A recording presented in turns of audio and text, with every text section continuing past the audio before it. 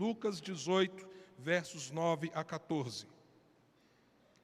Há alguns que confiavam em sua própria justiça e desprezavam os outros. Jesus contou esta parábola. 2 homens subiram ao templo para orar. Um era fariseu e o outro publicano.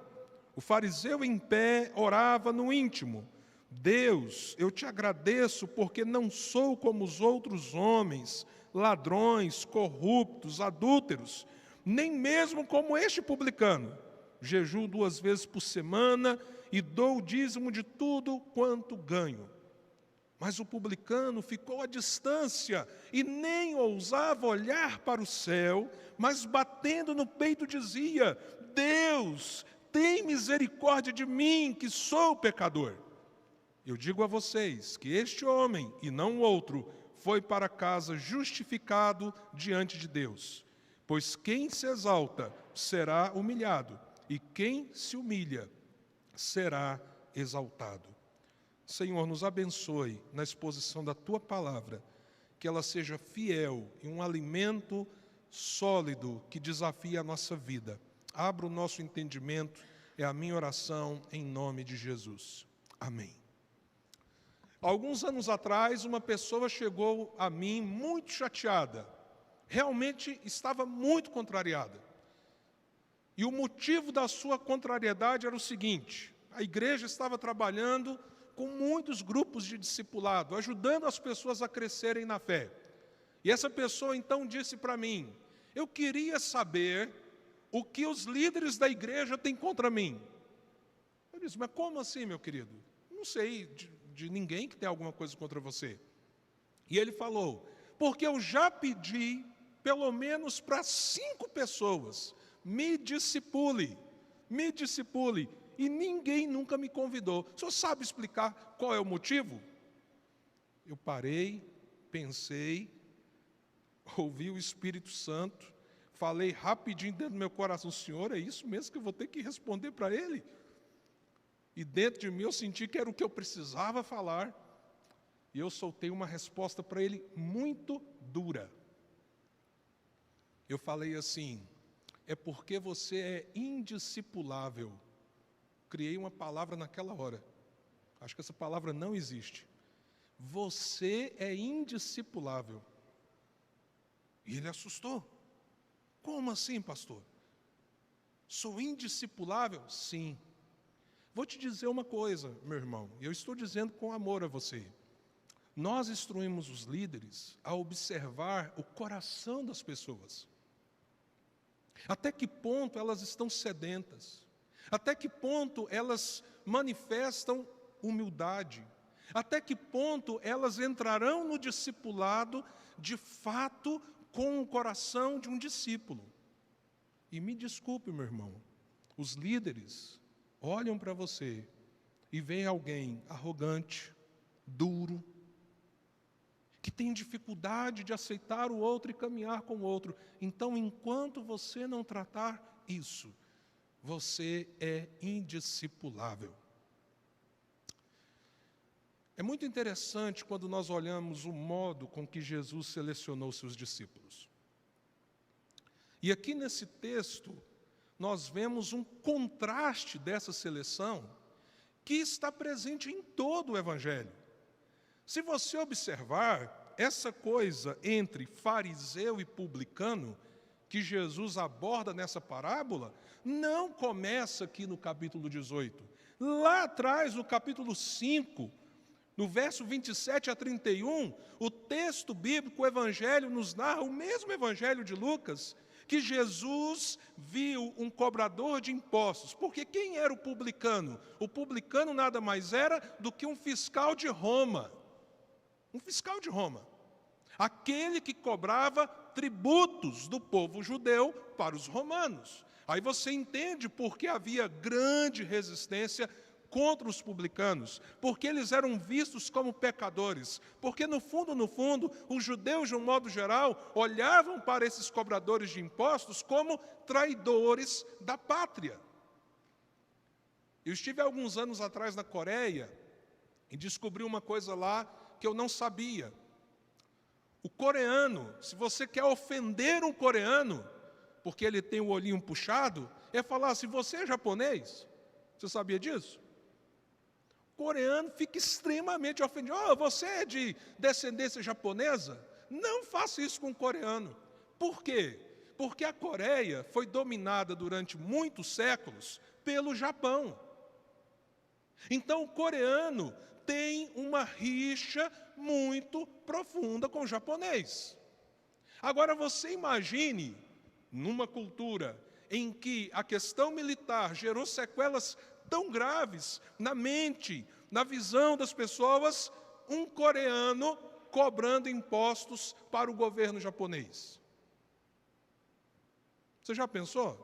Então, aí a gente entende mais ou menos o sentimento que havia no coração das pessoas de um modo geral contra os publicanos, e porque eles eram vistos como pecadores terríveis.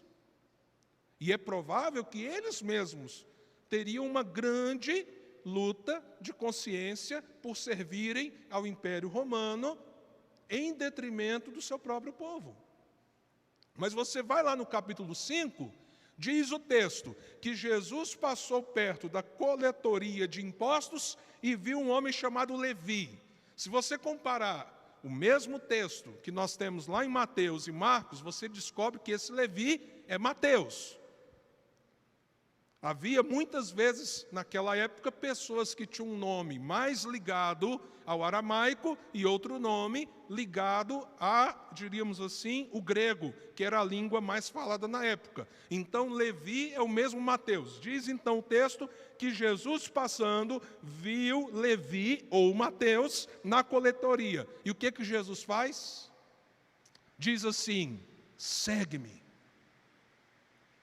E a Escritura diz que Mateus abandonou a caixa de coletoria e passou a seguir Jesus. E o texto continua dizendo que Mateus fez uma festa, um jantar para Jesus. Depois você leia lá no capítulo 5.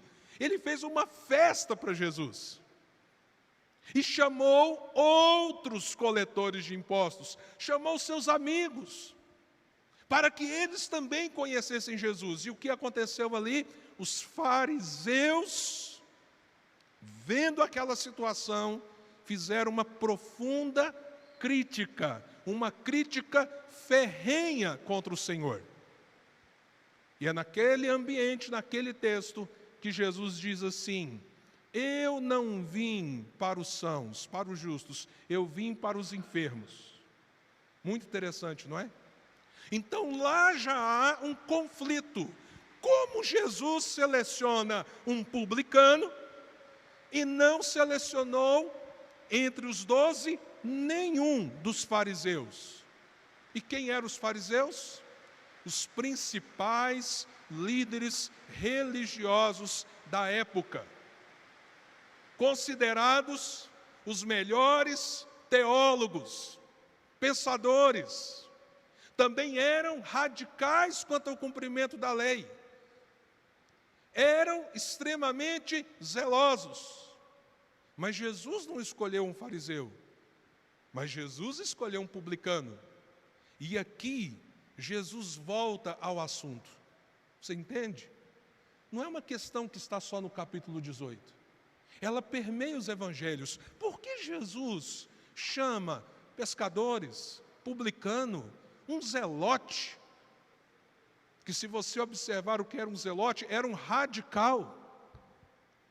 Com certeza ele seria um grande esquerdista ou então um bolsonarista dos nossos tempos. E Jesus chama alguém assim, radical nos seus posicionamentos. E a gente vive um tempo tão radical que talvez eu já perdi umas ovelhas agora de manhã ao falar isso, né? Não sei. Mas existe, inclusive, espaço no Evangelho para gente com pensamentos um pouco mais extremistas. Olha que coisa interessante, mas Jesus não escolheu os fariseus. E aí ele conta para nós o porquê nessa parábola. Qual é o segredo? O coração. O segredo é o coração. Por que os religiosos não se tornaram discípulos? mas, por exemplo, um publicano se tornou. E aqui Jesus nos revela com clareza. A parábola é direcionada. O verso 9 diz: a alguns que confiavam em sua própria justiça e desprezavam os outros, Jesus contou esta parábola. Então, qual é o objetivo de Jesus? Denunciar o coração daqueles que tinham uma autoconfiança. Mas ao fazer isso, ele também nos revela o que deveria estar no nosso coração, se desejamos de fato sermos contados entre os discípulos do Senhor. E aí nós olhamos para essas duas figuras que reaparecem aqui nessa parábola, o fariseu e o publicano. E o que nós vemos é um fariseu cuja religiosidade lhe fazia alguém muito orgulhoso, muito presunçoso, muito seguro de si mesmo. Os seus ritos, as suas práticas, lhe davam a sensação de que ele era melhor do que as outras pessoas. Ah, meus amados irmãos, como precisamos zelar do nosso próprio coração. Nós não podemos ter a altivez de pensar que nós, por nós mesmos, somos melhores do que ninguém. Quando o nosso coração é tomado desse tipo de sentimento, na verdade, nós estamos fugindo daquele coração que Deus espera de nós. Quando nós não temos um coração piedoso e misericordioso em função do pecador, daquele que está extraviado, e nós descremos no poder da graça de Deus, de redimir, de transformar, de resgatar o pior dos pecadores. Quando isso acontece conosco, isso é sinal de que o nosso coração está na UTI espiritual. E nós estamos nos afastando de sermos discípulos do Senhor como deveríamos ser. E os fariseus eram arrogantes na sua prática religiosa, no seu conhecimento teológico do Velho Testamento, na sua busca de serem inclusive mais radicais do que a própria lei, eles eram orgulhosos. E aí Jesus faz um contraponto. E ele nos fala de um publicano que, diferente do fariseu, que no íntimo ora de maneira arrogante a Deus, por causa da sua prática religiosa, esse publicano, ele age de modo extremamente diferente, não obstante, de fato, ser um homem pecador. E o que nós vemos nesse publicano, no coração dele, e que nós precisamos buscar em Deus para que Ele nos dê esse mesmo coração? A primeira coisa que nós vemos é que ele era um homem temente. Apesar dos seus pecados, ele era um homem temente. E como nós podemos observar isso? Pela postura do publicano. Enquanto o fariseu adentra o templo, cheio da sua arrogância no coração, se vendo como a pessoa mais justa, olhando para os outros com desprezo, o publicano fica ao longe. E essa distância é mantida porque ele olha para a direção de Deus e diz: Senhor, eu não mereço. Olha quem o Senhor é. O Senhor é santo. O Senhor é justo. O Senhor é glorioso. Senhor, eu não posso nem me aproximar. Mas diz o texto que não apenas ele mantém uma distância por temor à grandeza, à majestade de Deus, ele sequer tem coragem de olhar para cima. Isso me lembra Nietzsche. Nietzsche, que foi um grande pensador, final do século XIX, início do século XX, filhos de pais luteranos, seu pai era um pastor. Talvez uma das mentes que ainda mais influencia o pensamento na nossa sociedade até hoje.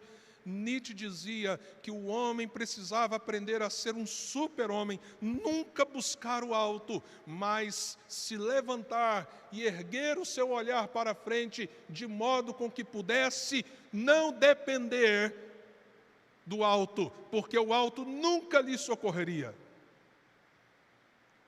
Pensadores assim têm construído uma sociedade rebelde contra Deus. Até porque a rebelião é algo que está no coração humano. Mas esse homem aqui não. Ele tem temor, ele se encurva, ele tem dificuldade de olhar para os céus, que para o judeu representava a habitação eterna de Deus. Ele tem dificuldade de se aproximar do templo, que representava a presença de Deus na terra, porque ele tinha temor no coração. Ele olhava para si e via os seus pecados. Ele olhava para Deus e via um Deus santo, justo.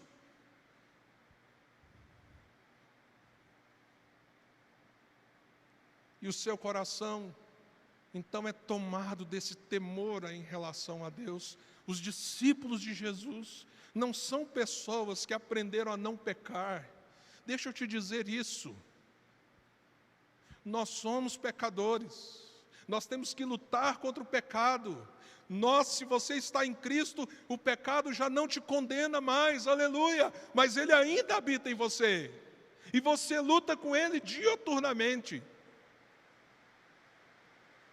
Quem aqui, por exemplo, nunca teve um sonho, que no outro dia você se sentiu envergonhado de sonhar aquilo? Até quando a gente dorme, a gente peca. Mas o segredo não é se a gente conseguiu parar de pecar, o que não vai acontecer, ou se a gente ainda luta com o pecado, que é o que acontece. O segredo está nesse segundo elemento que nasce do temor a Deus, que é um coração quebrantado. O discípulo é aquele que precisa buscar o quebrantamento no Senhor. Temor a Deus nos leva a quebrantamento.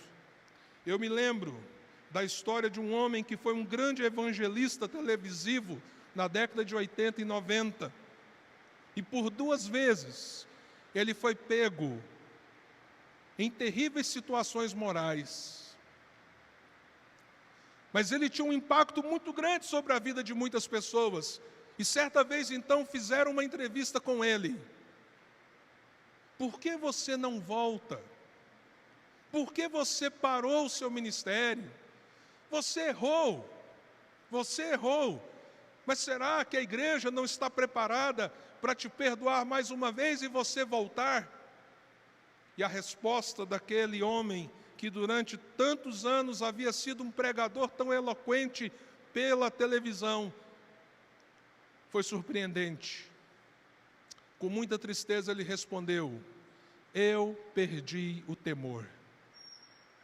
Olha só, eu perdi o temor.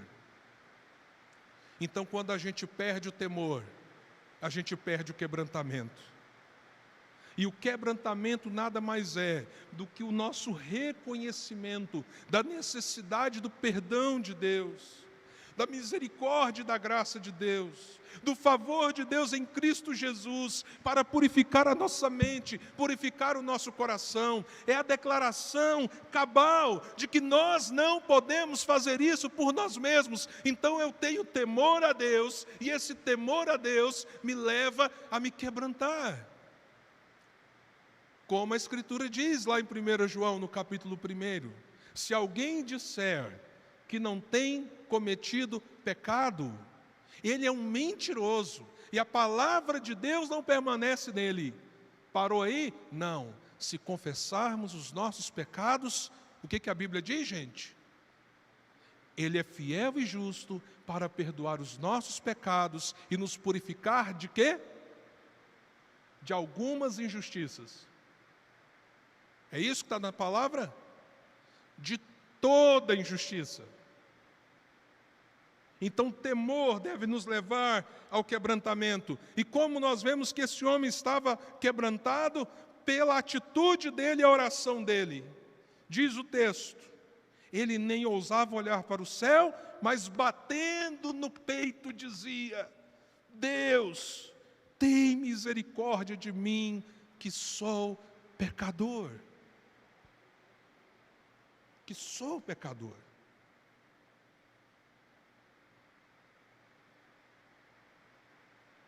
Não ergui a cabeça, de tanta vergonha diante do Senhor, não teve coragem de entrar no templo, diante do temor do Senhor, batia no peito e clamava: tem misericórdia, Senhor, eu sou pecador. Lembra o motivo pelo qual Jesus contou essa parábola? Porque tinha gente arrogante diante da sua religiosidade, cujo coração desprezava o outro, porque olhava para si mesmo e se sentia mais santo, diferente, especial, mais elevado moralmente do que as outras pessoas. E Jesus conta: mas aquele homem, aquele publicano, aquele cobrador de impostos, aquele traidor da nação que servia a Roma, ele tinha temor, e ele também chegou com quebrantamento, porque ele batia no peito e dizia: misericórdia, Senhor, eu sou um pecador. E aí Jesus revela o que tudo isso produzia no coração daquele publicano.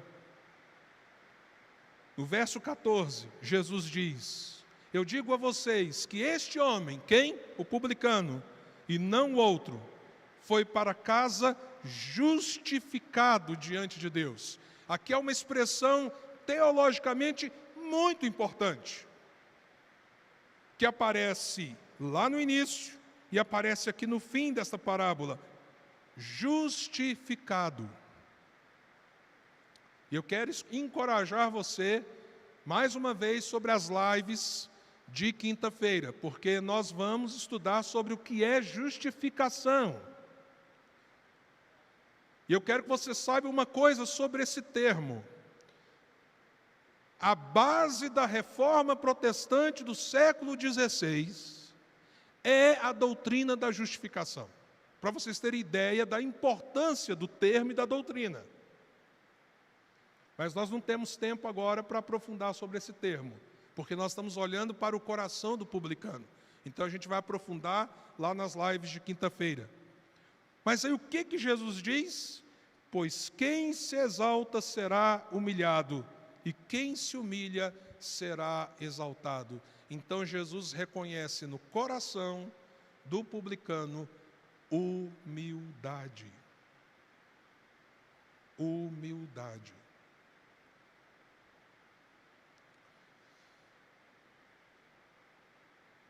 Talvez uma das maiores lutas que nós temos conosco mesmos seja o nosso orgulho. Seja o nosso orgulho. Como o nosso orgulho nos afasta da nossa jornada como discípulos. E o orgulho, ele é sutil. Eu já contei algumas vezes aqui na igreja, mas tem gente nova. Então, meu irmão, minha irmã, você que está aqui há muitos anos, desculpa se eu pareço repetitivo, mas tem gente que não ouviu essas histórias. Então, vale a pena voltar nelas. Eu comecei como pregador aos 13 anos de idade. E a primeira vez que eu preguei, debaixo de muito temor, de muita oração, de muito medo, inclusive, de pedido a Deus: tem misericórdia de mim, Senhor, eu vou pregar. E aí, naquele dia específico, a igreja estava lotada de uma juventude. Então, com aquele coração muito temente, muito quebrantado, eu preguei a primeira vez. E, irmãos, eu sei que Deus me usou naquela noite. Era um sábado à noite. Mas aconteceu um problema. Por ser tão novo, e Deus ter usado daquela forma, A começar pelo pastor da igreja, todo mundo começou a me elogiar, me elogiar, me elogiar, me elogiar. E o pastor chegou lá na frente, inclusive, e disse assim: irmãos, nós estamos diante de uma grande bênção. Ele, inclusive, humilhou o Billy Graham, coitado, porque falou assim: quem sabe está nascendo aqui o Billy Graham. Billy Graham foi o maior pregador do século passado. Por isso que eu disse que ele humilhou o Billy Graham. Então, voltem, sem ser amanhã, domingo, no outro domingo, o Jean vai pregar novamente. O pastor foi audacioso. E meus amados irmãos, com 13 anos, recebendo tantos e tantos elogios por causa daquela pregação, eu subi no outro domingo, naquele mesmo púlpito, com muita arrogância. Eu pensei, eu devo ser o cara mesmo. E eu me lembro de estar ali falando, e na minha cabeça eu perguntando: o que aconteceu? Está faltando alguma coisa, eu não estou conseguindo. E eu tenho certeza que até aqui, eu espero que continue assim, aquele foi o pior sermão que eu já preguei na minha vida. Deus não negocia a sua glória com ninguém. Mas eu olho para trás e louvo a Deus, por aquela experiência amarga tão no início, porque ela me ensinou uma coisa: você quer andar comigo? Você quer me servir? Você quer ter o privilégio de participar da minha obra? Seja humilde. E aí eu criei um antídoto.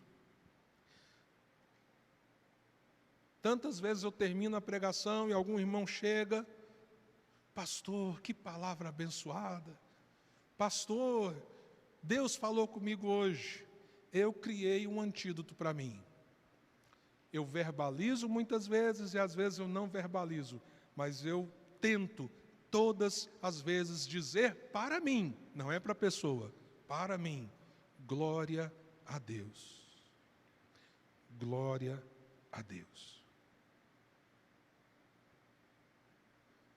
Porque a humildade precisa ser uma característica do discípulo, e nós lutamos com orgulho. Eu luto com orgulho, você luta com orgulho, e o publicano aqui é um exemplo de que a gente tem que se humilhar, porque quem haverá de exaltar a nossa vida é o Senhor. Quem nos dará a coroa da justiça é o Senhor.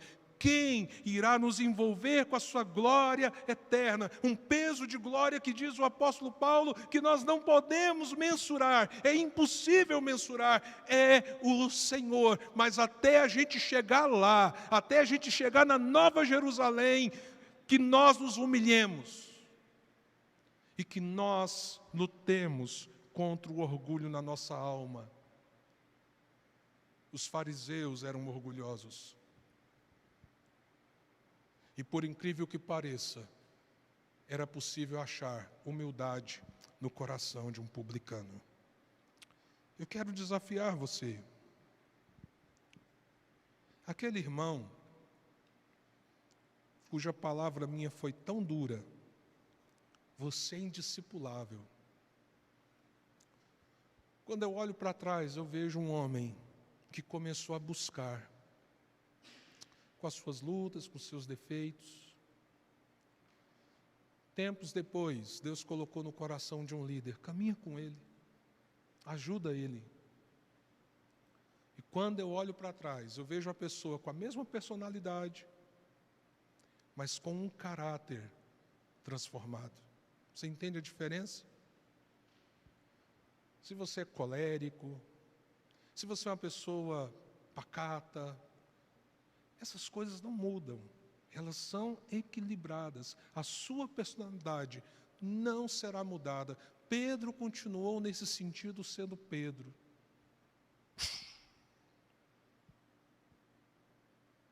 João continuou sendo João, que reclinava a cabeça no peito de Jesus.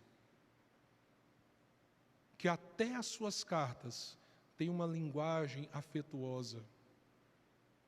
Você vai continuar tendo a sua personalidade, mas você pode ter um caráter transformado.